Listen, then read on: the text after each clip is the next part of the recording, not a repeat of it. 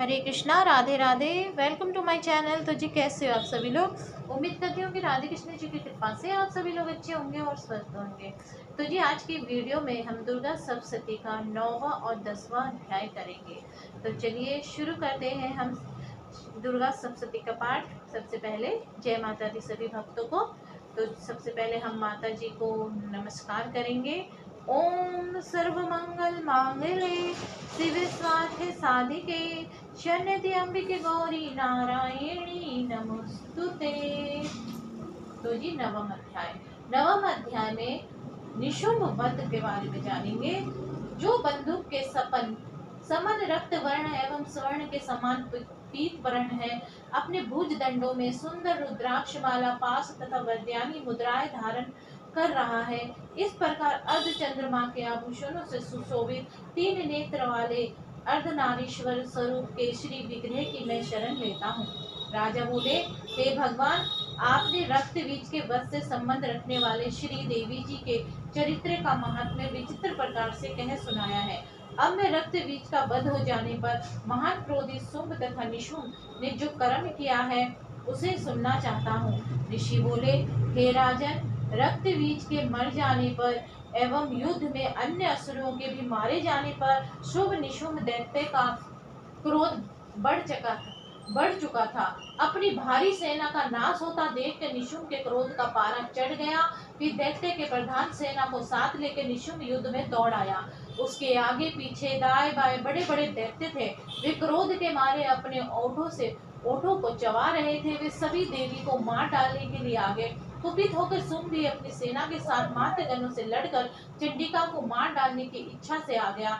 तब देवी जी के साथ शुंभ निशुंभ का बड़ा भारी युद्ध होने लगा। दोनों दैत्य बादलों की तरह बाणों की वर्षा करने लगे। अपने बाणों के समूह को चंडिका ने उनके बाण काट दिए। फिर शस्त्र समूह से उन दैत्यों के अंगों पे प्रहार किया। निशुंभ ने तीखे तलवारों तथा चमचमाती ढाल उठा ली और देवी के पराक्रमी वाहन सिंह के सिर पर प्रहार किया। अपने वाहन पर इस प्रकार प्रहार होता देख देवी ने श्रुप नामक वाहन द्वारा निशुंभ की बड़ी तलवार तथा 8 चंद्रों वाली ढाल काट दी। तलवार तथा ढाल के कट जाने पर उस दैत्य ने शक्ति चलाई। उसे सामने आता हुआ देखकर देवी ने चक्र द्वारा उसको 2 टुकड़े कर डाले। तब अत्यंत कुपित होकर निशुंभ दानव ने सूल उठा लिया और उस देवी पर फेंक दिया। देवी जी ने मुक्के के प्रहार से उसे भी चूर चूर कर दिया। गदा उठाकर फिर चंडिका की और उसने फेंकी।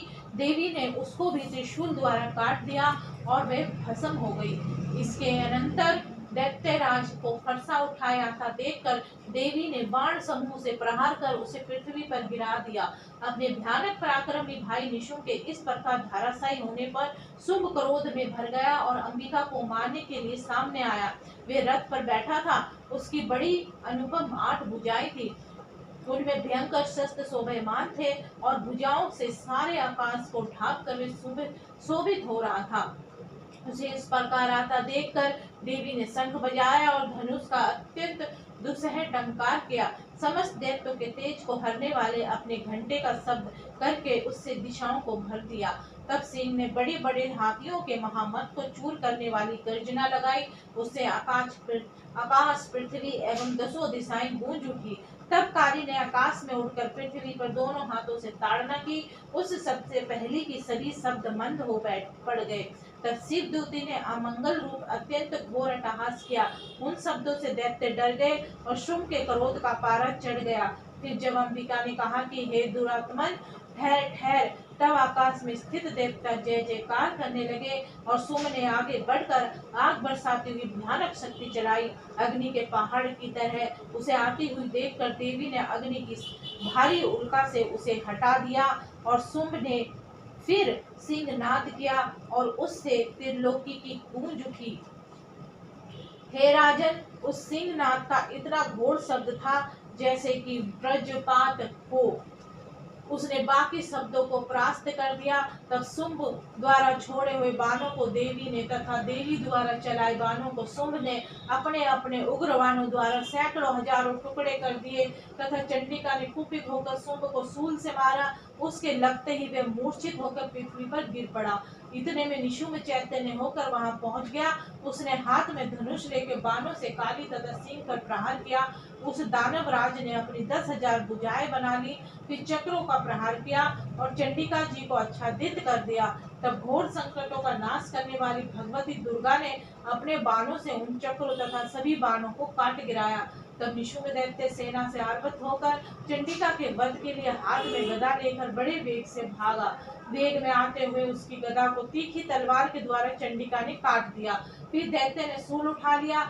सूल हाथ में लिए उस देवी पीड़क निशुम्भ को आता हुआ देखकर चंडिका ने अपना शूल वेग से चलाकर उसकी छाती बीन दी। उसकी छाती के फटते ही उसकी छाती से एक और महाबली पुरुष निकला। वे खड़ी रहे इस प्रकार कहने लगा।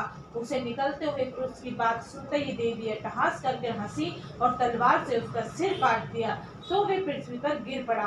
तब भयानक दाढ़ों वाला सिंह दाढ़ों से दैत्यों के सिर खुरक कुचल कर खाने लगा। इसी प्रकार काली तथा शिव दूती ने बहुत से दैत्यों का भक्षण कर डाला।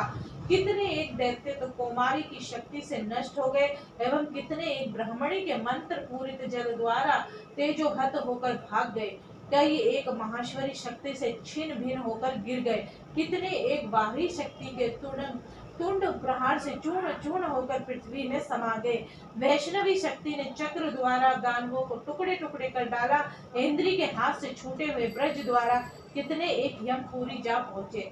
इस प्रकार कुछ एक तो असुर नष्ट हो गए, कुछ एक घोर संग्राम से भाग गए एवं कितने एक दैत्य को काली तथा शिव दूती ने खा डाला और कई एक सिंह के ग्रास कर गए। तो जी 9वां अध्याय यहीं पे समाप्त। तो अब हम शुरू करते हैं 10वां अध्याय।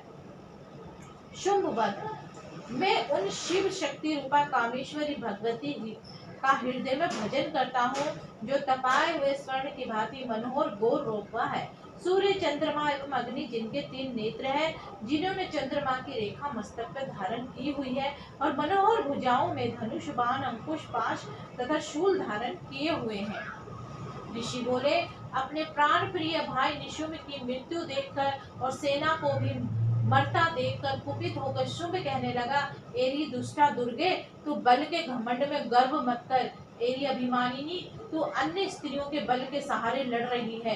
देवी बोली, अरे दुष्ट, मैं अकेली हूँ, संसार भर में मेरे समान दूसरी है कौन। देख, ये तो मेरी विभूतियां हैं जो मुझ में ही प्रवेश कर रही है। इतना कहते ही ब्राह्मणी आदि सभी शक्तियां उन देवी के शरीर में समा गई। अकेली अंबिका देवी की वहां पर रह गई। देवी बोली, मैं अपनी ऐश्वर्य शक्ति संपन्न अनेक विभूतियों के रूप में पहले ही यहाँ विद्वान थी, अब सभी रूप मैंने समेट लिया है। अब तो अकेली मैं ही युद्ध में खड़ी हूँ, तू जिधर भी स्थिर हो जा। ऋषि बोले, जब तक सभी देवता तथा दैत्यों के देखते ही देखते देवी और शुंभ इन दोनों में युद्ध छिड़ गया। तीखे बाणों की वर्षा की तथा भयंकर अस्त्र शस्त्र से उन दोनों का युद्ध सभी लोगों के लिए भयंकर प्रतीत होने लगा। अंबिका जितने भी दिव्य अस्त्र छोड़ती जाती दैत्येंद्र उन्हें निवारक अस्त्रों द्वारा काटता जाता। इसी प्रकार परमेश्वरी अंबिका के खेल ही खेल में ओंकार आदि शब्दों द्वारा दैत्य के छोड़े हुए दिव्य अस्त्रों को काटती गई। तदंतर उस असुर ने सैकड़ों बाणों से देवी को आच्छादित कर दिया। तब देवी ने भी कुपित होकर बाणों द्वारा उसका धनुष काट डाला। धनुष के टूट जाने पे दैत्येंद्र ने हाथ में शक्ति उठा ली और वे अभी उसके हाथ में ही थी कि देवी ने उसे चक्र द्वारा शक्ति भी काट डाली। तब दैत्य राज तलवार तथा 100 चंद्रमा वाली चमचमाती ढाल लेकर देवी पर भागा। तब देवी ने भागते हुए उसकी तलवार तथा सूर्य जैसी चमकती ढाल अपने धनुष से छोड़े हुए तीखे बाणों से तुरंत काट दिए और रथ के घोड़े सारथी को भी मार दिया। धनुष तो पहले ही कट चुका था, अतः भयानक मुखदंड लेकर अंबिका को मारने के लिए वे दैत्य उद्धत हो गया। उसके मुखदर को भी देवी ने तीखे बाणों से काट दिया। फिर वे दैत्य मुक्का तानकर बड़े वेग से दौड़ा। जाते ही उस दैत्येश्वर ने देवी के हृदय में मुक्का मार दिया। देवी ने भी उसकी छाती पर एक चमेट जमा दी। देवी की चपेट लगते ही वे दैत्यराज पृथ्वी पर गिर पड़ा। गिरकर फिर सहसा उसी प्रकार उठ खड़ा हुआ।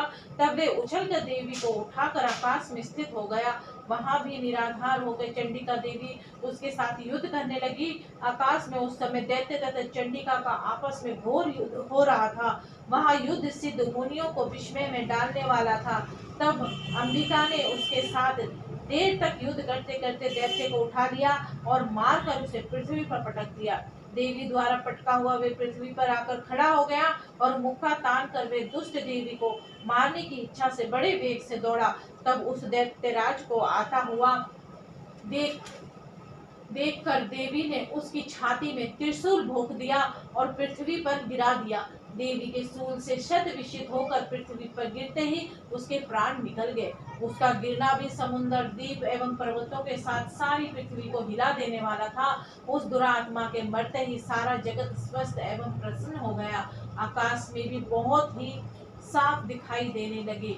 पहली जो उपद्रवी मेघ उठ रहे थे तथा उल्कापात हो रहे थे, वे सभी शांत हो गए। दैत्य के मारे जाने पर नदियां अपने अपने मार्ग पर चलने लगी। उसकी मृत्यु होते ही सभी देवताओं के मन प्रसन्न हो गए। गंधर्व मनोहर गान करने लगे, अन्य गंधर्व बाजे बजाने लगे, अप्सराएं नाचने लगी, वायु पवित्र होकर बहने लगी, सूर्य उज्जवल होकर चमकने लगा, शांत हुई अग्निशालाओं की अग्नि जलने लगी और दिशाओं की भयंकर आवाजें शांत हो गई। तो जी 10वां अध्याय यहीं पे समाप्त। तो जी आज की वीडियो में बस इतना ही। उम्मीद करती हूँ कि आपको आज की वीडियो अच्छी लगी होगी। अगर आपको आज की वीडियो अच्छी लगे तो वीडियो को लाइक एंड शेयर करना ना भूले। हरे कृष्णा, राधे राधे।